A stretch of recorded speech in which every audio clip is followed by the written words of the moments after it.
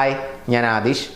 ഇന്നത്തെ വീഡിയോയിലൂടെ നമ്മൾ ഡിസ്കസ് ചെയ്യാനായിട്ട് പോകുന്നത് ഒരു പെൺകുട്ടി അല്ലെങ്കിൽ ഒരു സ്ത്രീ നിങ്ങളെക്കുറിച്ച് നോൺ സ്റ്റോപ്പായിട്ട് ചിന്തിക്കണം എന്നുണ്ടെങ്കിൽ നിങ്ങൾക്ക് ചെയ്യാൻ പറ്റുന്ന ചില പ്രധാനപ്പെട്ട കാര്യങ്ങളെക്കുറിച്ചാണ് ഇന്ന് നമ്മൾ സംസാരിക്കുന്നത്.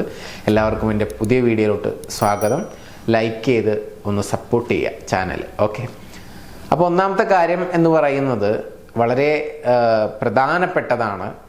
ഒരു ബെറ്റർ കമ്മ്യൂണിക്കേഷൻ അവർക്ക് കൊടുക്കാൻ സാധിക്കുമോ എന്നുള്ളതാണ്.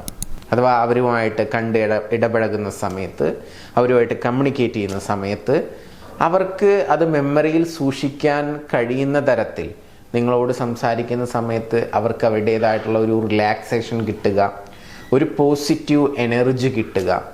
അങ്ങനെയാണെങ്കിൽ ആ പോസിറ്റീവ് വൈബ്രേഷൻ ഫീൽ ചെയ്തതുകൊണ്ട് തന്നെ അത് എന്നും അവരുടെ മനസ്സിൽ കിടക്കുമെന്നുള്ളതാണ്. എത്ര കാലം കഴിഞ്ഞാലും പിന്നീട് എന്തെങ്കിലും വഴക്കുണ്ടായാൽ പോലും ആ പോസിറ്റീവ് എനർജി ഫീൽ ചെയ്ത ആ ഒരു സിറ്റുവേഷൻ, ആ ഒരു സന്ദർഭം അവരോർക്കും.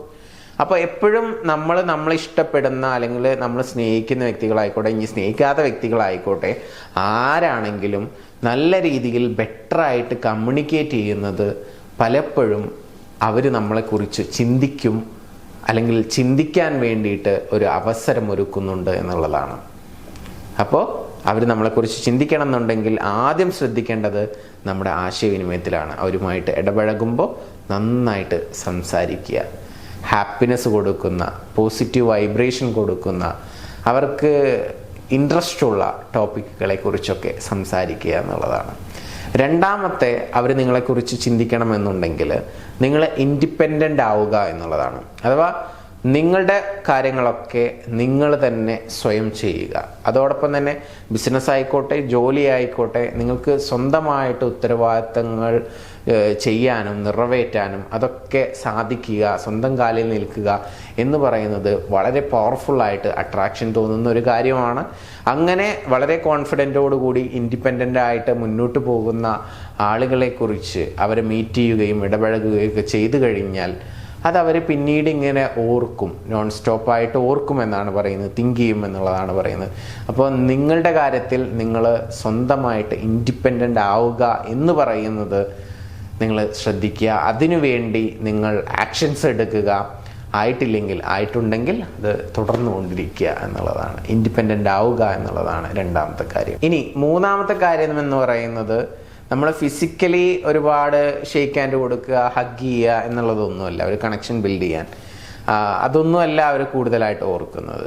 നേരെ മറിച്ച് ഒരു ഷേക്ക് ഹാൻഡ് കൊടുക്കുന്നില്ല, ഒരു ഹഗ് കൊടുക്കുന്നില്ല, ഈവൺ അതൊന്നും ചെയ്യാതെ തന്നെ നമ്മൾ അവരുമായിട്ട് സംസാരിക്കുന്നു, ഇടപഴകുന്നു.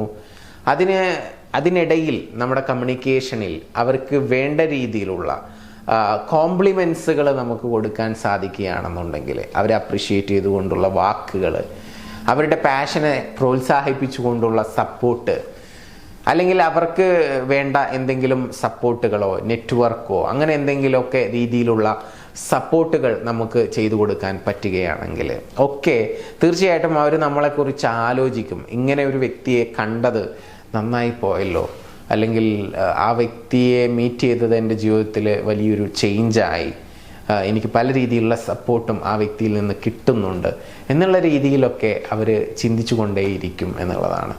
അതുപോലെ തന്നെ ഞാൻ ഡൗൺ ആകുന്ന സമയത്ത് ആളെ ജസ്റ്റ് ഒന്ന് വിളിച്ച് സംസാരിച്ച് കഴിഞ്ഞാൽ എനിക്ക് എന്തെങ്കിലുമൊക്കെ ഒരു കോംപ്ലിമെൻ്റ് കിട്ടും, അല്ലെങ്കിൽ എന്തെങ്കിലും ഒരു പോസിറ്റീവ് വേർഡ്സ് ആളിൽ നിന്ന് കേട്ട് കഴിഞ്ഞാൽ ഞാൻ മെൻ്റലി ഓക്കെ ആവും എന്നുള്ള ഒരു തോന്നലൊക്കെ ആ വ്യക്തിക്ക് ഉണ്ടാക്കി കൊടുക്കാൻ സാധിച്ചു കഴിഞ്ഞാൽ, നിങ്ങളുടെ പെരുമാറ്റത്തിലും ഇടപഴകുന്ന രീതിയിലും ഒക്കെ തീർച്ചയായിട്ടും അത് ഗുണം ചെയ്യും. ആ വ്യക്തി നിങ്ങളെക്കുറിച്ച് നോൺ സ്റ്റോപ്പായിട്ട് ചിന്തിക്കുമെന്നാണ് പറയുന്നത്. നെക്സ്റ്റ് വൺ പറയുന്നത്, ട്രൈ സംതിങ് ന്യൂ ടുഗദർ എന്നുള്ളതാണ്. എന്തെങ്കിലും ഒരു കാര്യം നിങ്ങൾ രണ്ടുപേരും ഒരുമിച്ച് ചെയ്യുക എന്നുള്ളതാണ്. അതിപ്പോൾ നിങ്ങൾക്ക് രണ്ടുപേർക്കും ഒരേ കാര്യത്തിൽ ടേസ്റ്റ് ഉണ്ടെങ്കിൽ, പാഷൻ ആയിക്കോട്ടെ അല്ലെങ്കിൽ ബിസിനസ് ആയിക്കോട്ടെ, അതൊക്കെ ഒന്നിച്ച് ചെയ്ത് മുന്നോട്ട് പോകുന്ന സമയത്ത് അവർക്ക് ഭയങ്കര വലിയൊരു സപ്പോർട്ടായിരിക്കും നിങ്ങൾ. ആ കാര്യത്തിൽ യാതൊരു സംശയവുമില്ല. അപ്പോഴും നിങ്ങളെക്കുറിച്ച് വലിയ രീതിയിൽ നോൺ സ്റ്റോപ്പായിട്ട് ചിന്തിക്കാനുള്ള ചാൻസ് ഉണ്ട്. അപ്പോൾ ആ ഒരു കാര്യവും നിങ്ങൾക്ക് ആലോചിക്കാവുന്നതാണ്. അങ്ങനെ ഒരു ആക്ഷനിലോട്ട് പോവുകയാണെന്നുണ്ടെങ്കിലും തീർച്ചയായിട്ടും അവർ നിങ്ങളെക്കുറിച്ച് നോൺ സ്റ്റോപ്പായിട്ട് ചിന്തിക്കും. നെക്സ്റ്റ് വൺ പറയുന്നത്, ബി എ ജെന്റിൽമാൻ എന്നുള്ളതാണ്. അപ്പോൾ അതിൽ എനിക്ക് മെയിനായിട്ട് പറയാനുള്ളത് ആക്ട് ഓഫ് സർവീസ് ആണ്. ഒരു വ്യക്തിക്ക് എന്തെങ്കിലും ഒരു സഹായം ആവശ്യമാണ് എന്നുള്ള സിറ്റുവേഷനിൽ നമ്മളെ കൊണ്ട് കഴിയാവുന്ന രീതിയിൽ ആ വ്യക്തിയെ സഹായിക്കുന്നുണ്ടോ, സപ്പോർട്ട് ചെയ്യുന്നുണ്ടോ എന്നുള്ളത് വളരെ പ്രധാനപ്പെട്ട ഒരു ഘടകമാണ്. അങ്ങനെ അത്തരം സാഹചര്യത്തിൽ നിങ്ങൾക്ക് സഹായിക്കാൻ പറ്റുന്ന ഒരു സാഹചര്യമാണെങ്കിൽ, നിങ്ങൾ അവർക്ക് പ്രയോറിറ്റി കൊടുക്കുന്നുണ്ടെങ്കിൽ, തീർച്ചയായിട്ടും അവർ നിങ്ങളൊരു വലിയ രീതിയിലൊരു ഒരു ഒരു ജെന്റിൽമാൻ ആയിട്ടാണ് കാണുന്നത്. ആക്ട് ഓഫ് സർവീസ് എന്ന് പറയുന്ന അത്തരത്തിൽ ഒരു ലവ് ലാംഗ്വേജ് നിങ്ങൾക്ക് നല്ല രീതിയിൽ ഉള്ള ഒരു വ്യക്തിയായിട്ടാണ് നിങ്ങളെ കാണുക. അത് തീർച്ചയായിട്ടും അവർക്ക് നിങ്ങളെ കൂടുതൽ മിസ് ചെയ്യാനും നിങ്ങളെക്കുറിച്ച് കൂടുതൽ ചിന്തിക്കാനും കാരണമാവും. ഫോർ എക്സാമ്പിൾ പറയുകയാണെങ്കിൽ, ഇപ്പോൾ നിങ്ങൾ തണുപ്പുള്ള ഒരു സ്ഥലത്ത് ഒന്നിച്ചിരിക്കുകയാണ്, അല്ലെങ്കിൽ അങ്ങനെ ഒരു സ്ഥലത്തേക്ക് പോകുന്ന സമയത്ത് അവിടെ ഭയങ്കര തണുപ്പാണ്. അപ്പോൾ കൂടെയുള്ള നിങ്ങളുടെ ആ സുഹൃത്ത്, അപ്പോൾ അവർ ഭയങ്കരമായിട്ട് തണുത്ത് വിറക്കുന്നുണ്ട്. അവരിട്ട ഡ്രസ്സ് ഒരിക്കലും ആ ക്ലൈമറ്റിന് കംഫർട്ടബിൾ അല്ല. ഇപ്പോൾ ഊട്ടിയാണെന്ന് വിചാരിക്കുക. അപ്പോൾ നിങ്ങൾ ഇട്ടിരിക്കുന്ന ഡ്രസ്സ് കുറച്ച് കട്ടിയുള്ള ഡ്രസ്സാണ്.